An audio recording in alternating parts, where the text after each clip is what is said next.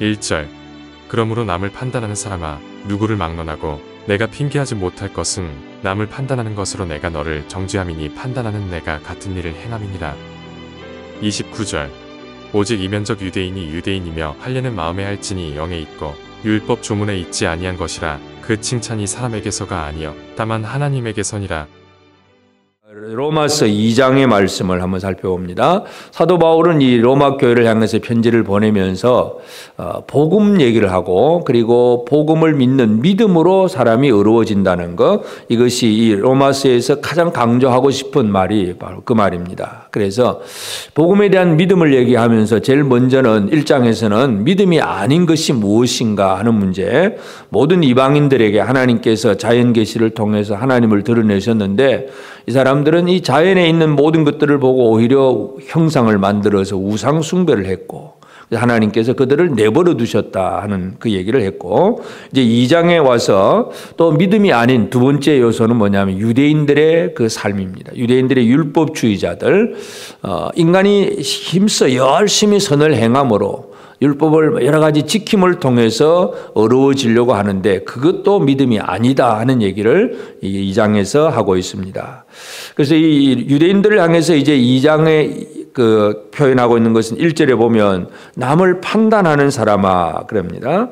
그러므로 남을 판단하는 사람아, 누구를 막론하고 내가 핑계하지 못할 것은 남을 판단하는 것으로 네가 너를 정죄함이니, 스스로 너를 정죄하는 것, 판단은 네가 같은 일을 행함이니라. 그래서 이 판단이라고 하는 것은 물론 어떤 기준이 있어야 됩니다. 그래서 유대인들이 가지고 있는 기준은 바로 율법입니다. 그래서 그들이 가지고 있는 율법을 가지고 누군가를 생각하고 그 판단의 잣대에 맞추어서 너는 이것이 틀렸고 너는 이것이 안 되고 늘 그 얘기만 하고 있습니다. 그래서 유대인들의 삶은 늘 남을 판단하고 그 기준이 율법으로 하긴 하는데, 문제는 자기도 율법을 온전히 못 지킨다는 것입니다. 남을 판단을 하면서도 자기도 그 율법의 잣대를 엄격히 재어보면 자기도 그 율법을 못 지키고 있는 이런 모습들, 이것이 가장 큰 문제입니다. 그래서 남을 판단하는 그 삶의 가장 큰 문제는 뭐냐 하면 4절에 보면 홍리가 하나님의 인자하심이 너를 인도하여 회개케 하게 하심을 알지 못하여 그의 인자하심과 용납하심과 길이 참으심이 풍성함을 멸시하느냐. 이 하나님께 있는 것, 인자하심, 용납하심, 길이 참으심, 바로 이런 것, 사람들이, 죄인들이 회개할 수 있도록 하나님은 인자하시고 길이 참아주시는데 그걸 못 참고 무조건 남을 판단하고 비판하고 정죄만 하고 있다는 것, 이것이 바로 유대인들의 문제입니다. 이것은 5절에 보면 다만 내 고집과 회개하지 아니한 마음을 따라 그랬습니다. 이 남을 판단하는 사람의 특징은 고집입니다. 자기 생각으로 가득 차 있습니다. 그래서 자기 생각을 흔들리지 아니하고 오직 무슨 일이 있든지 간에 자기 생각대로만 합니다. 그러다 보니까 말씀이 들어와도 하나님의 뜻이 깨달아져도 회개할 줄을 모릅니다. 회개가 안 되는 이유는 바로 고집 때문에 그렇습니다. 그래서 이 고집의 결과가 뭐냐 하면 하나님의 진노를 쌓는도다. 결국 믿음이 아닌 사람들, 율법으로 뭔가를 판단하면서 자기도 그 율법을 지키지 못하면서 남을 판단하는 이 사람들, 하나님 앞에 회개함이 없이 살아가면서 결국은 하나님의 진노 가운데 삽니다. 그래서 하나님은 사람들의 행한 대로 보응을 하신다고 했는데 7절에서는 선을 행하는 자들, 참고 선을 행하는 자들에게는 영광과 존귀와 썩지 아니함을 구하는 자에게 영생으로 하시고, 그 다음에 8절에 땅을 지어 진리를 따르지 아니하고 불의를 행한 자에게는 진노와 분노로 하시리라. 하나님의 공의가 분명하다는 사실을 사도 바울은 강조를 하고 있습니다. 그래서 하나님의 법이 분명하지만 또 그 법에 따라서 하나님의 심판, 하나님의 공의가 분명한 사실을 분명히 얘기를 하고, 그래서 이제 이 유대인들은 또 특별히 하나님은 그 공의를 가지고 판단을 하셨을 때에 어떤 사람들의 외형적인 그런 외모습, 행동이나 어떤 생각, 어떤 외모를 가지고 판단하는 것이 아니라 11절에 하나님은 외모로 사람을 취하지 아니하심이라. 사람의 마음을 읽고 그 마음을 판단하시는 이가 하나님이십니다. 그래서 유대인들은 율법의 기준을 가지고 어떤 문자적인 기준을 가지고 누구는 이런 걸 했다 안 했다 이제 이런 정도로만 얘기를 하지만 하나님은 외모로 사람을 취하지 않습니다. 사람의 중심을 보시는 하나님이십니다. 그래서 그다음에 이제 12절부터 보면 율법 없이 범죄한 자는, 이방인들은 원래 율법이 없습니다. 자기 마음대로 살던 사람들 율법 없이 망합니다. 근데 율법을 받았는데 범죄하면 율법으로 말미암아 심판을 받습니다. 그래서 율법 없이 망하는 것이나 또 율법을 받았다가 심판을 받는 것이나 오히려 어떤 면에서 보면 법이 있는데도 법을 어김으로 심판을 받는 것은 더 엄중하다는 것을 알 수가 있습니다. 그래서 하여튼 하나님이 사람들에게 주신 것은 율법이 없는 자들에게는 무엇을 주셨느냐 하면 15절 보면 이런 이들은 그 양심이 증거가 되어 양심을 주셨어요. 하나님이 사람들에게 주신 것은 자연의 계시, 그것을 통해서 하나님의 살아계심을 드러내고 사람들에게 있는 기본적인 양심을 주어서 양심적인 그런 생각과 판단을 하게 하셨고 또 그 위에 율법을 더해 주셨는데 하여튼 하나님의 이 복음은 바로 이 하나 예수 그리스도로 말미암아 이 땅에 드러나서 모든 것을 심판할 때에 양심과 율법 이런 것을 가지고 유대인들 판단하고 이방인을 판단한다는 그 얘기를 하고 있고, 그다음에 이제 17절부터 보면은 이제 유대인들은 유대인이라 불리는 네가 율법을 의지하며 하나님을 자랑하며, 그러면서 유대인들은 율법도 의지하고 하나님도 자랑하고 또 율법을 받아 뜻을 교훈을 받아서 하나님 뜻도 알고 선한 것이 뭔지도 알고 맹인의 길도 인도하고 어둠에 있는 자에 비치고 또 다른 율법의 지식과 모본을 가진 자로서 어리석은 자의 교사요 어린아이의 선생이라고 스스로 믿고, 그러니까 자기들은 뭔가 알고 가르치고 그렇게 뭔가 할 수 있다고 믿는 그런 사람들입니다. 그런데 21절 그러면 다른 사람을 가르치는 네가 네 자신은 가르치지 아니하느냐, 도둑질하지 말라 선포하는 네가 도둑질하느냐, 간음하지 말라 말하는 네가 간음하느냐, 우상을 가정에 여기는 네가 신전 물건을 도둑질하느냐. 결국 유대인들은 율법을 몰라서가 아니라 율법을 알고 남을 가르칠 수도 있는 사람들입니다. 그러면서도 오히려 율법을 범합니다. 그것이 어떤 일이냐 하면 23절 율법을 자랑하는 내가 율법을 범함으로 하나님을 욕되게 하느냐. 결국 유대인들의 잘못은 그냥 잘못했다 하는 정도로 끝나는 것이 아니라 하나님을 욕되게 하는 일이다 하는 것, 이것을 얘기합니다. 그래서 이방인 중에서 하나님의 이름이 모독을 받게 되는 것, 이것은 바로 오히려 유대인들의 문제였다는 것을 얘기하고, 그래서 결국 이제 이 2장에서 유대인들에게 있어서 사도 바울이 강조하는 것은 28절에 무릇 표면적 유대인이 아니요 표면적 육신의 할례가 아닙니다. 형식만 갖췄다고 다 되느냐? 형식이 아무리 뭐 옷도 그렇게 복장도 하고 뭐 어떤 뭐 율법을 더 지킨다 그러고 예배를 드리고 뭔가 형식은 갖추어서도 표면적인 그런 것 가지고는 진짜 하나님의 백성이 아니라는 얘기입니다. 마지막 절 29절 오직 이면적 유대인이 유대인이며 할례는 마음에 할지니 영에 있고 율법 조문에 있지 아니한 것이라. 그 칭찬이 사람에게서가 아니요 다만 하나님에게서니라. 이면적, 내면적인 유대인, 보이지 않는 뒤 속에 진짜 마음속에 할례가 필요하다는 것입니다. 유대인들은 육신의 할례를 받으면서 우리는 하나님의 백성이다 하는 표시를 몸에 가지고 있습니다. 그러나 그렇게 표면적인 할례를 아무리 행해도 그것 가지고 하나님 백성이 되는 게 아니고 이면적인 마음의 할례를 행해야 진짜 하나님의 백성된 표시다 하는 것을 분명히 얘기하고 있습니다. 그래서 오늘 우리는 이제 로마서 2장을 보면서 믿음이 아니면서 믿음인 것 같은 그런 모습들, 율법을 철저하게 지켜가는 것 같고 예배도 드리고 남을 가르치기도 하고 윤리적이고 도덕적인 그런 가르침을 잘 주기도 하는 그런 유대인인데, 하나님 편에서 보면 하나님께서 그 사람의 중심을 바라보시면 그 겉모습은 잘 꾸몄는데 속 마음은 엉망이라는 것, 이것을 분명히 강조하고 있습니다. 그래서 오늘 이 아침 우리는 진정한 이 복음은 예수 그리스도고 그 예수 그리스도를 믿는 믿음으로 말미암아 사람이 의로워지는 것, 이것이 복음의 핵심인데, 그래서 이 핵심이 아닌 그냥 믿는 척만 하는 형식적인 신앙생활만 하고 있는 그런 사람이 되었다면 아직도 믿음이 아니라고 하는 사실을 우리는 다시 한번 깨달을 필요가 있습니다. 그래서 하나님께서 사람에게 주신 것, 사람에게는 자연의 계시도 주셨고 또 모든 사람들에게는 양심을 주셨고, 그리고 특별히 유대인들에게는 율법을 주셨는데, 하여튼 우리가 기본적으로 사람들에게 가장 중요한 것은 양심적인 삶을 살아내는 것.